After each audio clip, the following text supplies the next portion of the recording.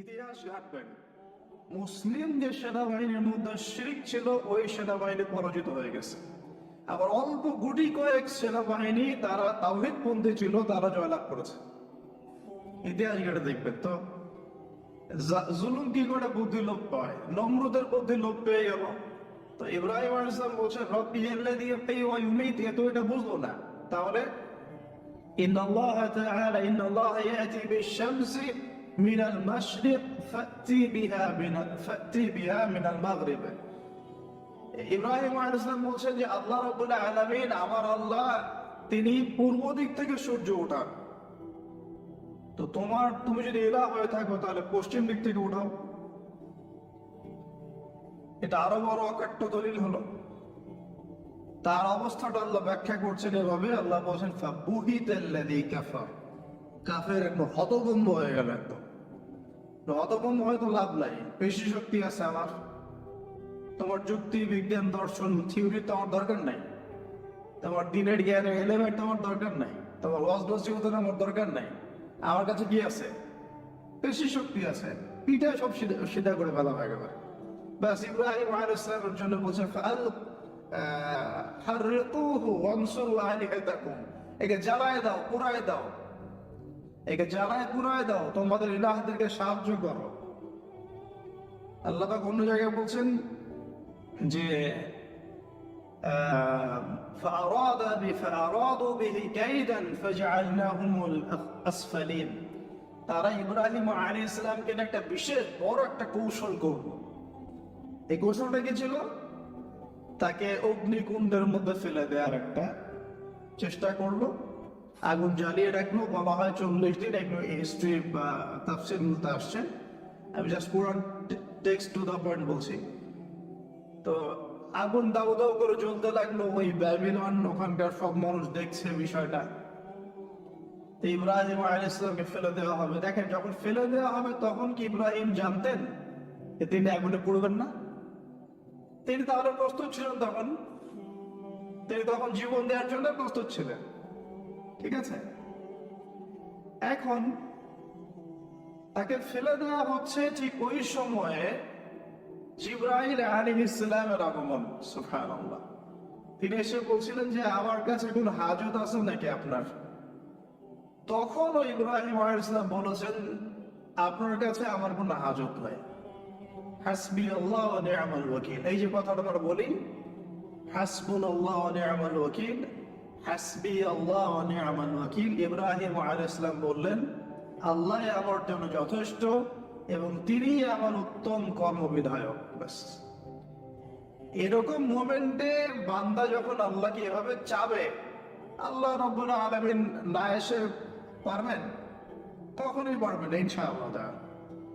তখন আল্লাহ রাব্বুল আলামিনের আদেশ চলে আসলো, ইয়া নার, হে আগুন, কুনি বারদান ওয়া সালামান আলা ইব্রাহিম, ইব্রাহিমের জন্য ঠান্ডা হয়ে যাও, শীতল ঠান্ডা হও, মানে খুব শীতল না, আবার আরামদায়ক শীতল ঠান্ডা হয়ে যাও।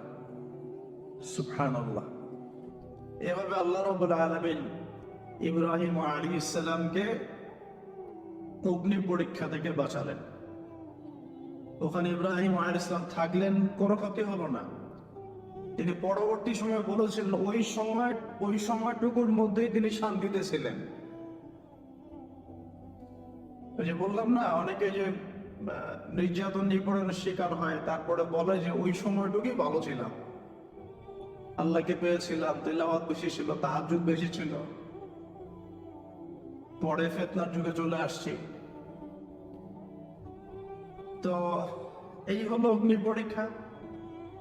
এরপরে কওমকে দাওয়াত দেওয়ার হলো না, সেখান থেকে চলে যেতে হলো। ওই যে এই যে অগ্নি পরীক্ষা ইব্রাহিম আলাইহিস সালামকে এখানে দিতে হয়েছে, ওরকম পরীক্ষা আমাদের নবী সাল্লাল্লাহু আলাইহি ওয়াসাল্লামকে দিতে হয়েছে তায়েফের মাঠে, দিতে হয়েছে বদরের মাঠে, উহুদের মাঠে। এখানে আল্লাহ পাক ফেরেশতা নামিয়ে দিয়েছেন সাহায্যের জন্য। বদরের মাঠে দেখেন, উহুদের মাঠে আল্লাহ পাক ফেরেশতা নামিয়েছেন সাহায্যের জন্য। একদম হুবহুমিল পাবেন আপনি জিনিসগুলো, খালি বাসিরা থাকলেই হবে, ধরতে পারলে হবে জিনিসগুলো। সামনে যাই, এবার শুরু হলো জীবনের দ্বিতীয় পর্যায়ে। এবার তিনি হিজরত করে চলে যাচ্ছেন। দেখেন এখানেও হিজরত, আবার নবী সাল্লাল্লাহু আলাইহি ওয়াসাল্লামের যুগেও মক্কা থেকে মদিনায় নবীগণের জীবনের সাথে এগুলো জড়িত। ঠিক আছে, এখন যাওয়ারটাকে সাথী লাগবে।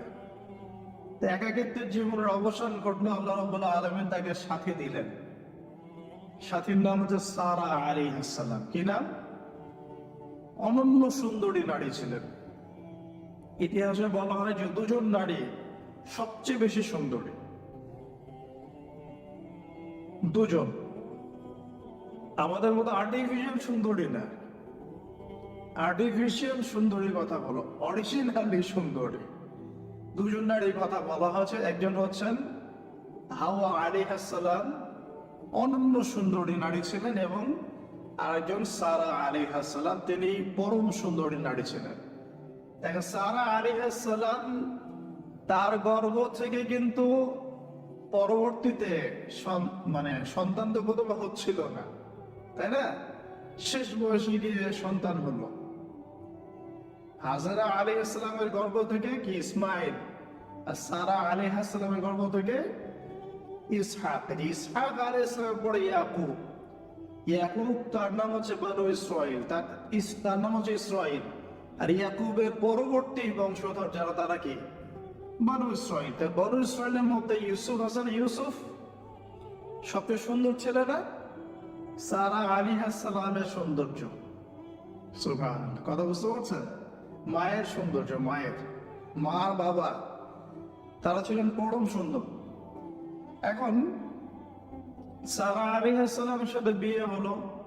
দেখেন এই যে লম্বা সময় আলোচনা করলাম, এই সময়টুকুর মধ্যে ইব্রাহিম আলাইহিস সালামের দাওয়াতে মাত্র দুজন মানুষ মুসলমান আছে। কয়জন? একজন হলো তার স্ত্রী সারা, আর একজন হচ্ছে তার ভাতিজা, তার নাম লূত।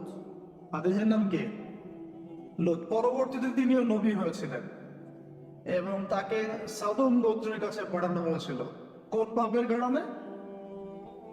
হোমোসেক্সুয়ালিটি, সমকামিতা, যেটা এখন ওই বিজ্ঞাপন দিয়ে প্রচার করা হয়। এবং ঢাকা শহরে যদি একটু সুমারি করা হয়, দেখবেন এদের সংখ্যা কম হবে না। ঢাকা শহরে যদি সুমারি করা হয়, দেখবেন এদের সংখ্যা কম হবে না। এখন যদি ভূমিকম্প আসে, আমরা কি লা ইলাহা ইল্লাল্লাহ বলবো? বলেন তো। আমরা তো ডেকে নিয়ে আসতেছি ভূমিকম্প, আমরা ডেকে নিয়ে আসতেছি যে আল্লাহ পাক বলছেন এগুলো করো না, গজব আসবে। আমরা করছি আর এটাকে ডেকে নিয়ে আসতেছি, আসো। আর এদিকে আমরা রড সিমেন্টের অ্যাডভার্টাইজ করতেছি আর কি, এগুলো দিয়ে বাড়ি বানালে কোনোদিন ভাঙবেও না, কাঁপবেও না। আমাদের চিন্তা এগুলো কেমন হয়ে গেছে জানি। আল্লাহ পাক জেনা, ব্যভিচার, মাদক, পর্নোগ্রাফি, এই সমকামিতার এইসব পাপের কারণে এরকম গজবগুলো নাজিল করেন। শুধু ঢাকা কেন, এরকম বড় বড় মেগা সিটিজ যেগুলো আছে, এগুলোতে এখন এটার অধিকার তারা চাচ্ছে, আন্দোলন করে অধিকার চাচ্ছে। আপনার রেইনবো ফ্ল্যাগ দেখবেন, রংধনু ফ্ল্যাগ। রংধনু ফ্ল্যাগ মানে এই সমকামিতা।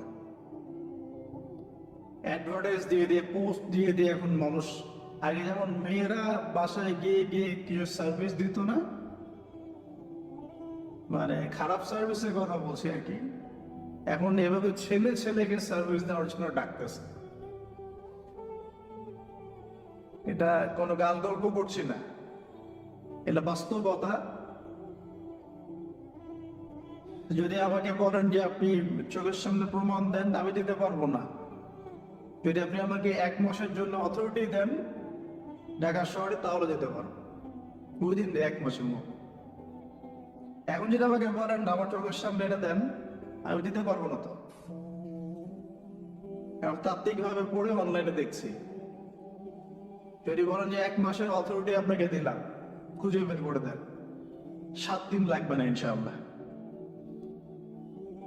তো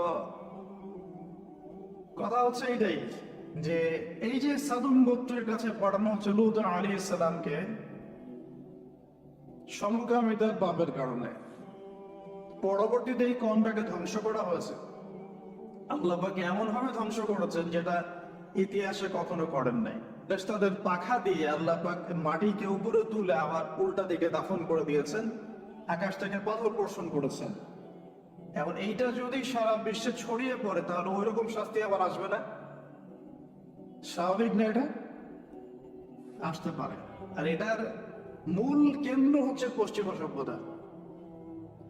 এখান থেকে সারা দুনিয়ায় ছড়িয়ে পড়তেছে।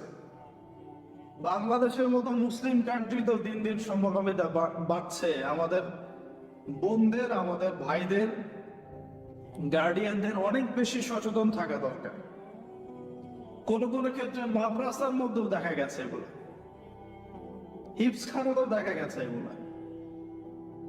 পর্নোগ্রাফির কারণে এগুলো হচ্ছে। পর্নোগ্রাফির কারণে মানুষের রুচি বিকৃত হচ্ছে এবং সে নারী, পুরুষ, গরু, ছাগল, হাঁস, মুরগি কোনো কিছু তোয়াক্কা করছে না। কয়েকদিন পর এটাও যদি দেখেন অবাক হবেন না যে মানুষ পশু পাখির সাথে জেনা করতেছে। এটাও যদি দেখেন আমি অ্যাটলিস্ট অবাক হব না। ধাপ ছিল একটা, প্রথমে মানুষ কি করতো?